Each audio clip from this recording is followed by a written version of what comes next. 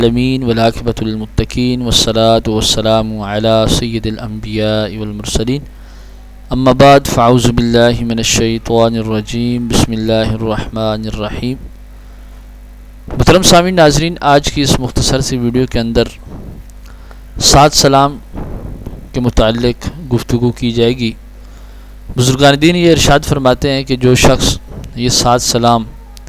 سلام قولا من رب الرحیم، سلام علی نوح فی العالمین، سلام علی ابراہیم، سلام علی موسیٰ و ہارون،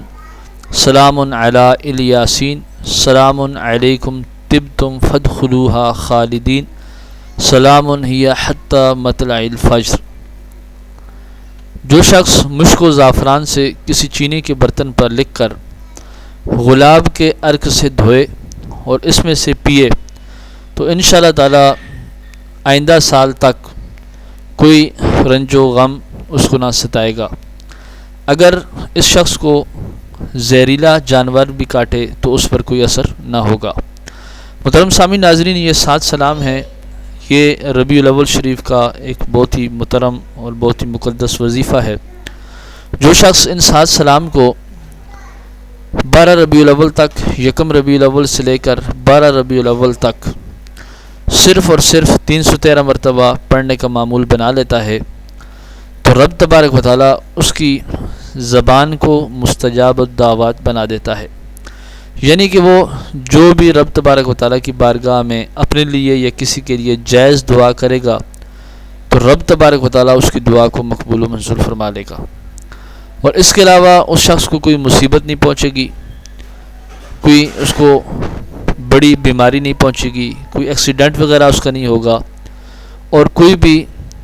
شخص ظالم وغیرہ اس کو بالکل نہیں ستائے گا۔ اگر زہریلا جانور اس کو کاٹ گیا تو اس کے اوپر کوئی بھی اثر نہیں ہوگا۔ گرامی قدر حضرات، یہ 7 سلام بزرگان دین کے معمول کے اندر رہے ہیں۔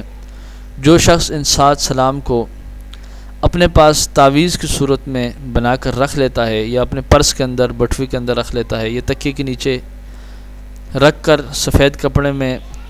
باندھ کر خوشبو لگا کر سو جاتا ہے تو اس شخص کو اچھے اچھے خواب بھی آتے ہیں اور وہ شخص صبح نماز فجر میں جلدی جاگ بھی جاتا ہے۔ اس کے علاوہ 7 سلام جو شخص روز پڑھنے کا معمول بنا لیتا ہے، رب تبارک و تعالیٰ کی بارگاہ میں جو شخص وہ جائز دعا کرتا ہے، رب تبارک و تعالیٰ اس دعا کو مقبول و منظور فرما لیتا ہے۔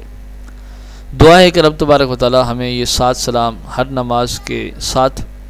یا ہر روز کم سے کم 313 مرتبہ 12 ربیع الاول شریف تک پڑھنے کی توفیق عطا فرمائے۔ وما علینا الا البلاغ المبین۔